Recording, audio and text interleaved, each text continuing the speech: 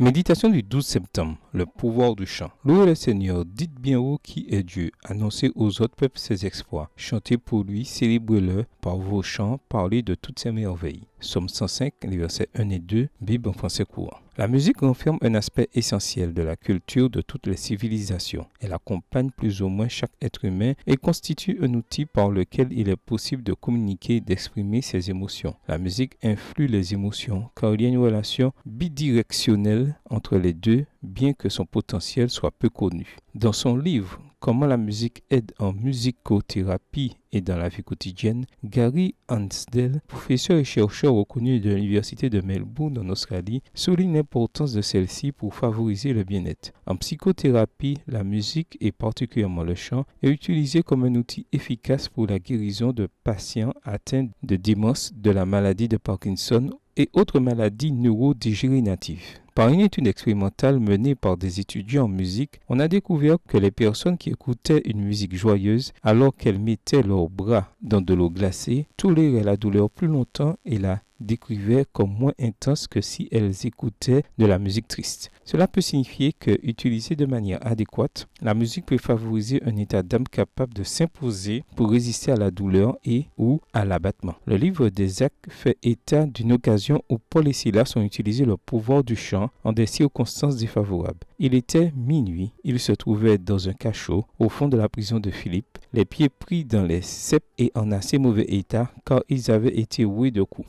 Sans aucun doute, une situation très anxiogène. Voir Acte 16, versets 22 à 25. Y a-t-il un moment plus difficile que celui-ci pour chanter? Quelles ont été les conséquences du pouvoir du chant? Avec le chant, les apôtres ont fait entrer de l'espoir dans un lieu isolé, obscur, avec le facteur aggravant de la souffrance et de l'affliction. Tout à coup, il se fit un grand tremblement de terre, en sorte que les fondements de la prison furent ébranlés au même instant, toutes les portes s'ouvrirent et les liens de tous les prisonniers furent rompus. Verset 26, version du second. Alors qu'ils chantaient, tous les prisonniers ont été libérés, mais absolument personne n'a voulu s'échapper. Écouter chant des hymnes de louange en des circonstances aussi adverses a créé un intérêt immédiat chez tous ceux qui les avaient entendus, de sorte que beaucoup se sont abandonnés à Dieu. Verset 33. Et c'est aujourd'hui la puissance du chant. Beaucoup se sont libérés en entonnant des hymnes et des louanges exprimés à la gloire de Dieu. Bonne journée à vous et que le Seigneur vous bénisse.